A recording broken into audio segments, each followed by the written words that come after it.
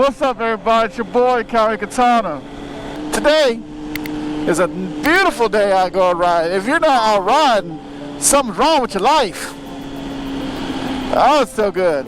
But wanted to talk about something that I don't know. I don't know how to approach this subject. Well, this one is going to be something I've never really people talked about or heard or anything like that. So maybe I'm a first on this.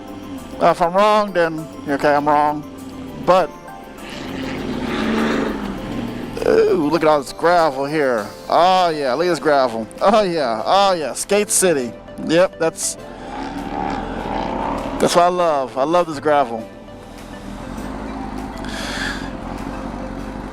Gravel, baby, gravel.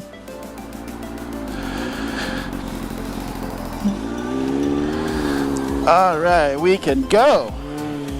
Oh, and dirt, gravel and dirt. What a combination. Okay, but anyway, a lot of people can say, you don't wear any gear most time when you ride. And, I was thinking about it, and yes, I know, I agree with you that I need to start wearing more gear.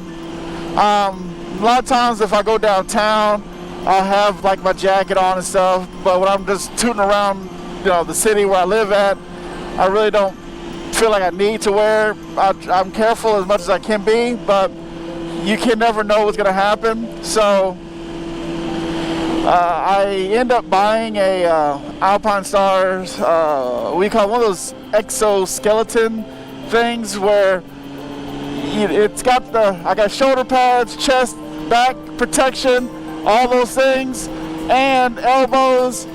So I might start wearing that. It's breathable, so it has air coming through. So I'm gonna start wearing that. But the way I got it was on Facebook, and they had it for they had it on the deal for $30. So $30, I couldn't beat that. I don't know anybody out there who would not take that for $30. And when people say that, gear is expensive, it is expensive. But I feel like sometimes people get lost in what they're really looking for, because certain helmets are expensive because of the paint job on them. Yeah, well, and also because of the material. Ugh, bug guts. And plus some of the material as well, yes. The material does matter and the cost of a helmet.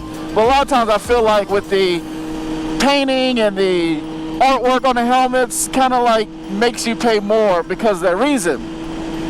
Well, I'll never have to worry about that because I have helmet covers. But when I bought the jacket or the exoskeleton suit, the person I bought it from, her sister's boyfriend was riding, and he was a biker, and he got killed. Ran back of a construction truck in a construction zone. It was on a road where I live at, and the way she told me was he was going down the street and he was going way too fast for the conditions and didn't see the car stop, and he swerved out of the way to not rear end the car, but he ended up hitting a construction vehicle.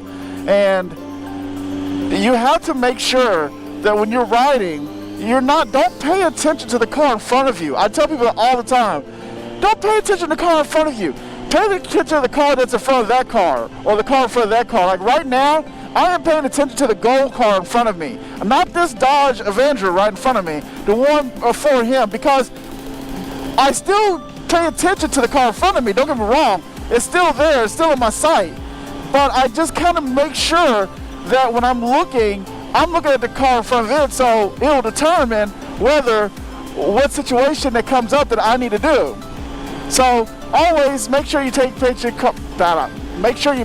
the car that's not in front of you, but the car in front of it.